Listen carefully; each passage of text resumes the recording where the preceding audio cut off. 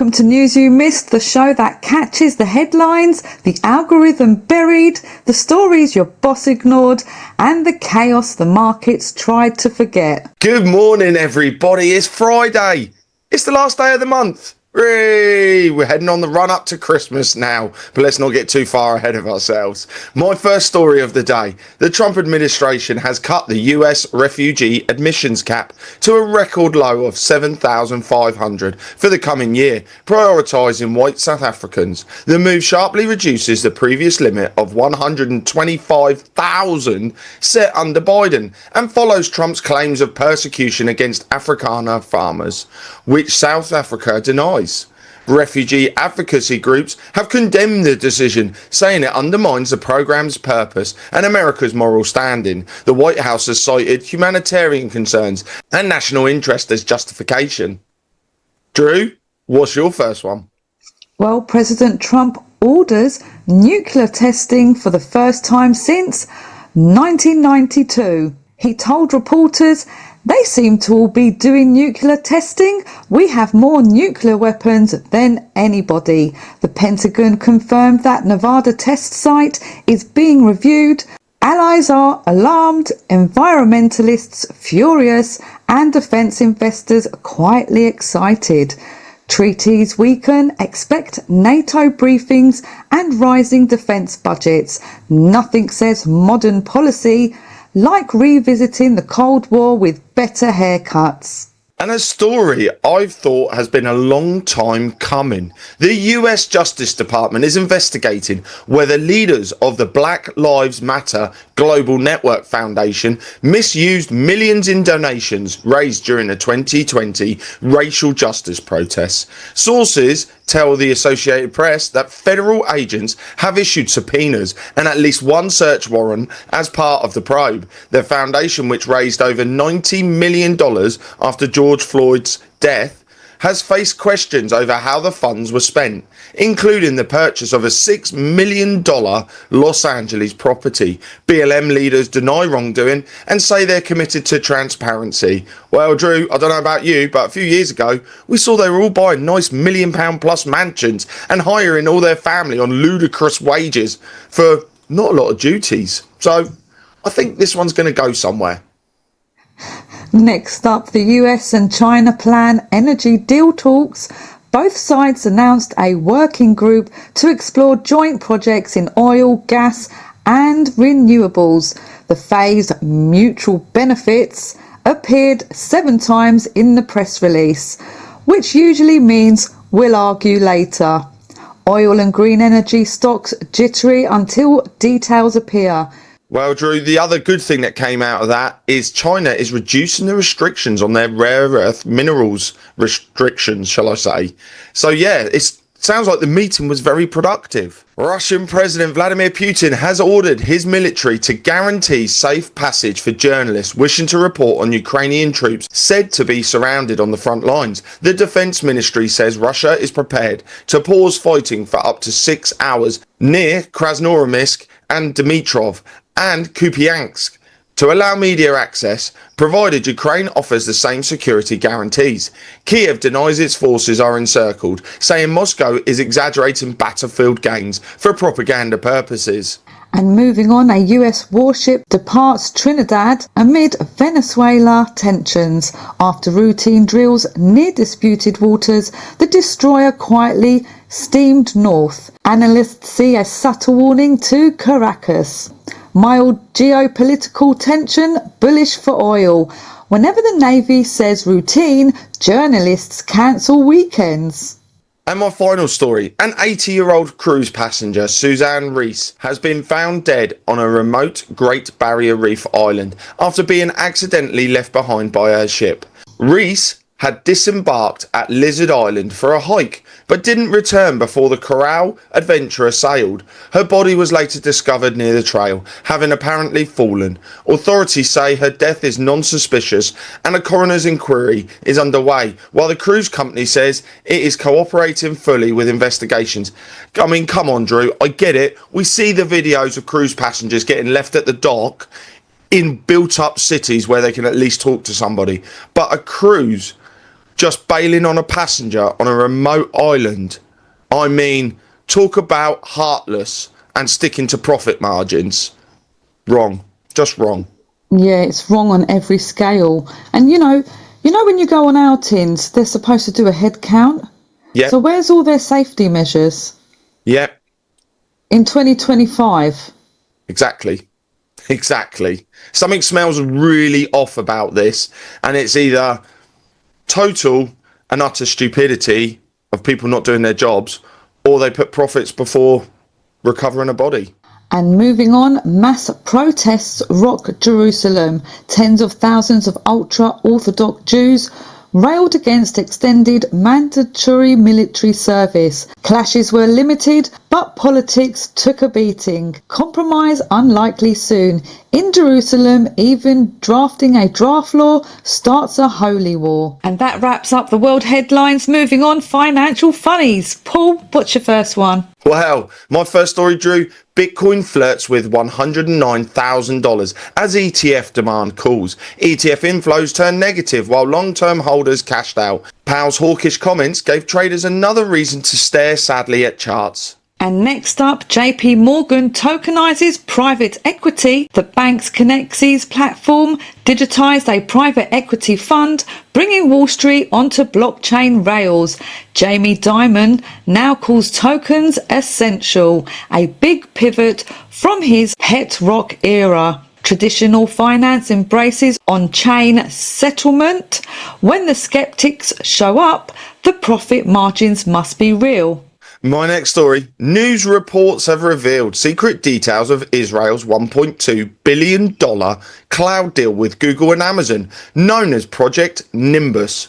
According to investigations by The Guardian and others, the contract prevents the tech giants from cutting Israel off, even if it violates their own terms of service. The agreement also allegedly includes a secret alert system to quietly warn Israel if foreign governments request access to its data. Both companies have faced growing backlash from employees over their ties to the Israeli government. Ooh, that sounds a bit sus. It sounds very cloak and dagger, doesn't it, Drew? And the fact that they've managed to get Google and Amazon to violate its own rules. Strange that, isn't it? I smell something fishy. Yeah. And next up, Indonesia's central bank launches a bond-backed stablecoin. The new token will tie to the digital rupee, CBDC, and be backed by sovereign bonds. Officials promise faster, safer payments and plenty of regulation. The outlook, Southeast Asia becomes the proving ground for state-issued digital money. Nothing says, trust me, like a cryptocurrency that files paperwork. Meta borrows $25 billion from the future. The bond sale funds AI and metaverse projects. Zuckerberg promises flexibility. Critics hear expensive hobbies. AI investment surges. Debt piles higher. Even virtual worlds have rent due.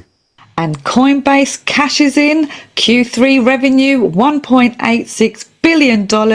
Profit $432 million and an extra 2,772 Bitcoin on the balance sheet.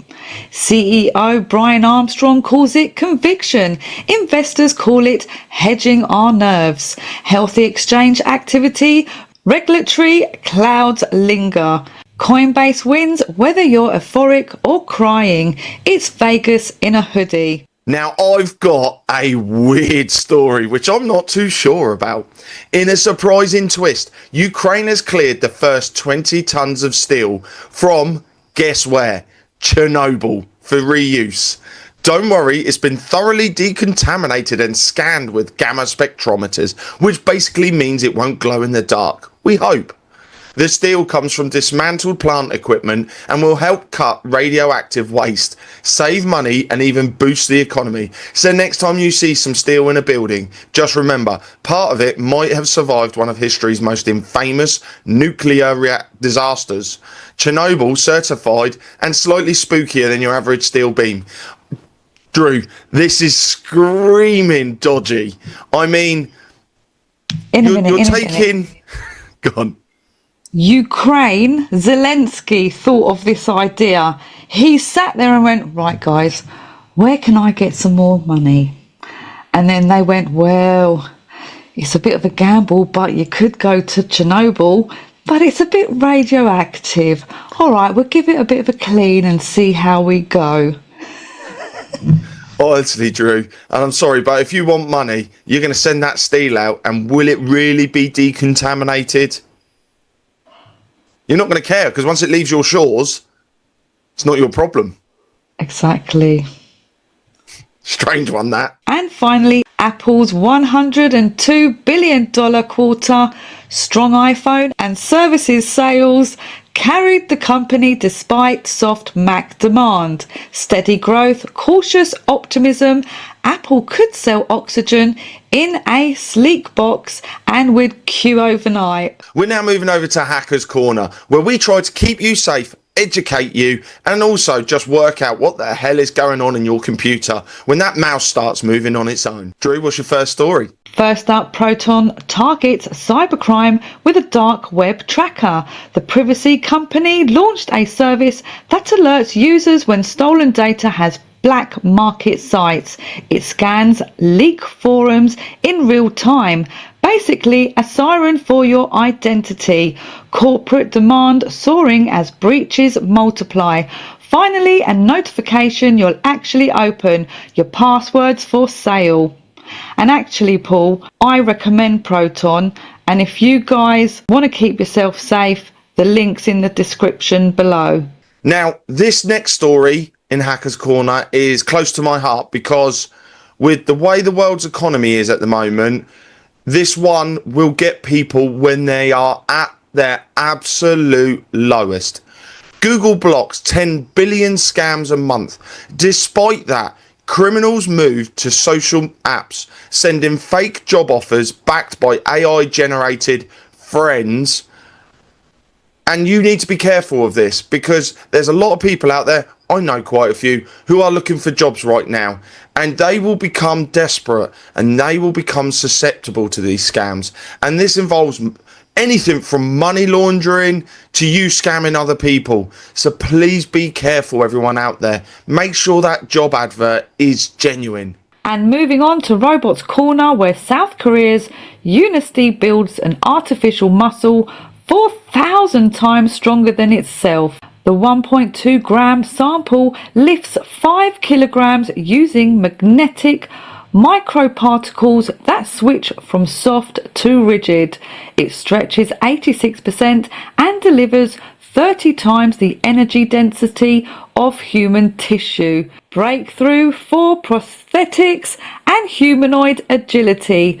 When your robot can outbench you, the fitness industry's next. Well, my first story from the robots that help you, kill you, or just quite frankly sit in a corner and do nothing. 1X launches Neo, your $499 a month house robot. The two-legged helper opens doors, fetches items, and follows voice or gesture commands. Buy it for $20,000 or rent it for $499 a month. Humans can teleoperate it when confused. This is the first real consumer humanoid to ship in 2026. But finally, a roommate who folds laundry and only spies for training. That's it, isn't it, Drew? These robots you're going to let into your house, and they are going to be collecting all sorts of data. Can we trust them? Oh, well, they're not affordable yet, so... No, they're not. And my last story, Cruise founder Kyle Vogel's mysterious $4 billion bot company. Fresh off his cruise exit, Vogel is raising $250 million for a household robot no one's seen. Co-founders include Tesla's ex-AI lead, Parul Kane, and cruise engineer Luke Hulubeck. Investor cash is still flooding robotics before prototypes even exist. Selling invisible robots for billions. Silicon Valley speedruns imagination. And that's your world in one sitting, from nukes to neos, markets to malware, gossip to geopolitics. Thank you everybody for joining us today. We look forward to seeing you all over on the Insiders Club at charlieward.com, where you get to join us live every Wednesday and Saturday. Ask questions, find out the stories we're not allowed to say on mainstream media, because quite frankly, they'll cancel us all day long. So thank you again for joining us. Take care. God bless. See you all soon. Bye now. Bye bye.